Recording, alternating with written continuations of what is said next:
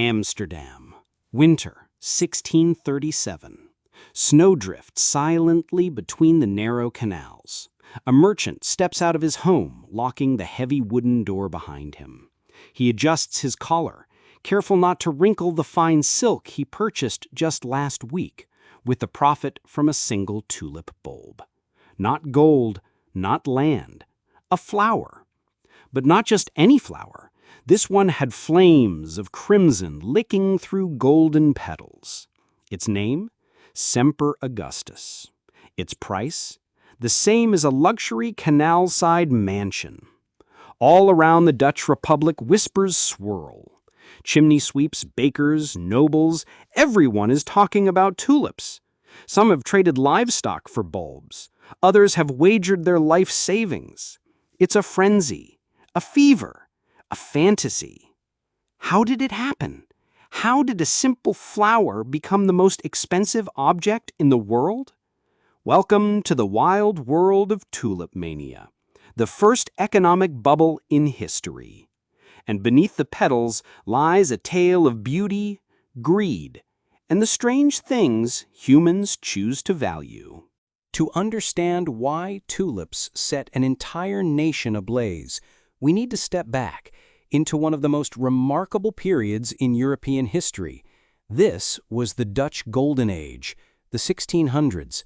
The Netherlands, tiny, waterlogged, and freshly independent, was becoming the richest trading power on Earth. Ships bearing spices, silk, porcelain, and silver crisscrossed the globe under the orange, white, and blue flag. Art flourished, science expanded, wealth flowed like never before. And into this world of booming prosperity came the tulip. Originally from the Ottoman Empire, tulips arrived in Europe around 1550, but they weren't just colorful plants. Their shape was exotic. Their colors, fiery reds, deep purples, and buttery yellows, were unlike anything Europe had seen. And the rarest ones? The ones with wild, flame-like streaks across the petals? Those were the result of a mysterious viral infection. Unknown to gardeners, a mosaic virus spread by peach tree aphids was altering the pigments, creating broken tulips, multicolored marvels that no one could predict, duplicate, or resist. By 1610, a single rare bulb could be so valuable it became a bride's dowry. One tale even tells of an entire brewery traded for a single tulip. In salons and gardens, owning exotic tulips was a mark of status and intellect. They were collected like art, passed between nobles, studied by botanists, and shown off by the rising merchant class. The flower had become more than beauty. It had become a symbol. And symbols, as we'll see, can be priced far beyond their physical worth. By the early 1630s, tulips weren't just prized possessions anymore. They were investments. At first, it was collectors and wealthy elites trading rare bulbs. But then, the fever spread. By 1634, merchants, craftsmen, bakers, even chimney sweeps were all trying to get in on the action. Tulip trading became its own market, a frenzy. And then came a financial twist that changed everything. People stopped trading the bulbs themselves and started trading promises. These were futures contracts, or as the Dutch called them, windhandel, literally wind trade. It meant buying the right to own a tulip months before it even bloomed. You could buy it today and sell the contract tomorrow at a profit without ever touching the flower. It was speculation at its purest, and it worked. Until it didn't. Prices exploded. Some tulips were resold 10 or 20 times in a single day, all on paper. Ordinary people mortgaged their homes to get in. And the rarest bulbs? They were going for sums worth 6 years of a skilled worker's salary. One legendary case, a bulb called Semper Augustus. At its peak, It sold for over 10,000 guilders, enough to buy a mansion on Amsterdam's Grand Canal. Visualize this, a flower so valuable, its petals might as well have been printed in gold. The streets buzzed with excitement. Taverns became trading floors. People didn't see plants, they saw profits. And the more prices rose, the more people believed they'd never fall. Let's pause for a moment. How did tulips, mere flowers, become more valuable than ships, land, or entire businesses? The answer isn't just economics, it's human nature.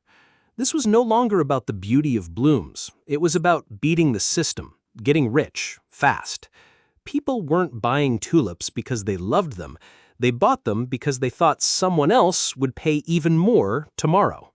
It was called the greater fool theory. As long as there's a bigger fool after you, the game continues. Dutch citizens began to chase the crowd, afraid they'd miss out. Even rational people joined in, not because they believed in tulips, but because everyone else was doing it. The term windhandel, wind trade, was more than just poetic. It exposed the truth. People were literally buying and selling air. There were no flowers, no soil, just promises and dreams. It was the perfect storm of FOMO, greed, and groupthink. The excitement fed on itself. As prices rose, more people joined. As more people joined, prices rose again. And no one wanted to be the first to stop. Just like modern bubbles, .com stocks, meme coins, and NFTs, logic was left behind. Emotion took over. It felt safe until it didn't. Winter, 1637. Harlem. A man walks into a tavern clutching a slip of parchment, the contract for a prize tulip bulb. He smiles. It's time to sell. The price is good. No, unbelievable. He offers the bulb to a room full of traders, but no one moves. Not a single bid. He lowers the price. Still silence. He drops it again, almost desperate now. Still nothing. Across the country, the same eerie stillness spreads like frost.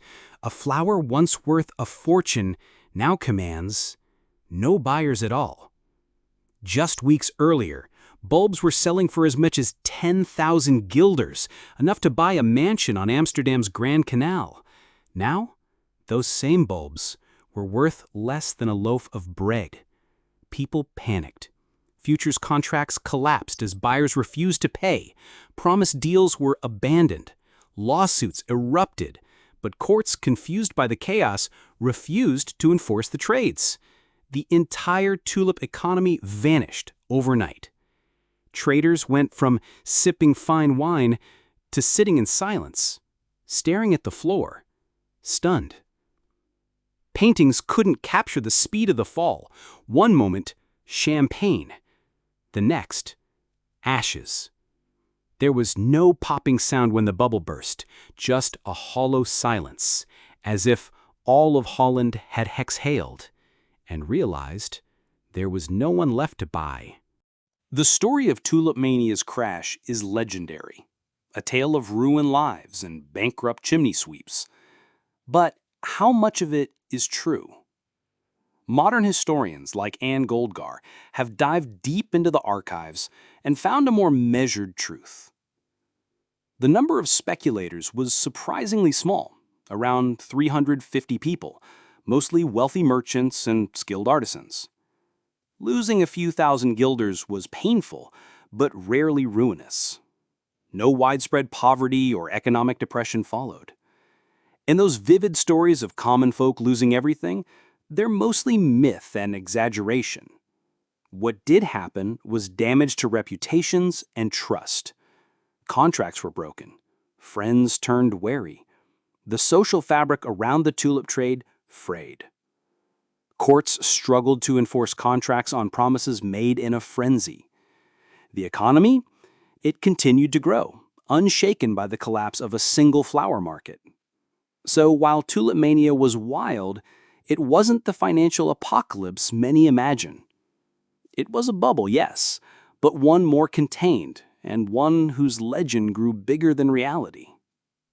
Here's a lesser-known chapter in the tulip saga, one that often flies under the radar. While tulips stole the spotlight, whispers from the era speak of other exotic plants joining the frenzy. Rare fruit trees like ornamental peach and plum saplings were reportedly fetching sky-high prices alongside tulip bulbs. Gardeners and wealthy collectors prize these delicate trees for their blossoms and rarity, much like tulips. Stories say that saplings changed hands for fortunes, fueling speculation beyond flowers alone. But here's the catch. Solid evidence for fruit tree bubbles is scarce. Many historians consider these tales part of the folklore that grew up around tulip mania, an embellishment that adds color to an already dramatic story. Anne Goldgar and other experts caution us, much of what we hear about fruit trees' role is more legend than fact. Still, the idea reminds us that the desire for exclusivity and rarity, whether in flowers, fruit, or fancy gadgets, is a timeless human trait. Why does tulip mania still captivate us nearly 400 years later? Because it's more than a curious anecdote about flowers and folly. It's a cautionary tale about human nature and the cycles of greed, fear, and hope. From the broken tulip bulbs of 1637 to the dot-com boom of the early 2000s to today's wild ride with cryptocurrencies and NFTs, history repeats itself. In every bubble, the pattern is the same. Overconfidence in rising prices, herd mentality driving speculative buying, the belief that there will always be a greater fool, a sudden collapse that leaves many holding worthless assets. Tulip mania teaches us to be wary, to question hype and seek real value beneath the glitter. Because beneath every bubble is a lesson. When people chase symbols over substance, the bloom is always short-lived. So, what can we take away from the story of tulip mania? For all its drama, it reminds us that human nature hasn't changed much. We're still drawn to beauty, to rarity, to the hope of quick fortune.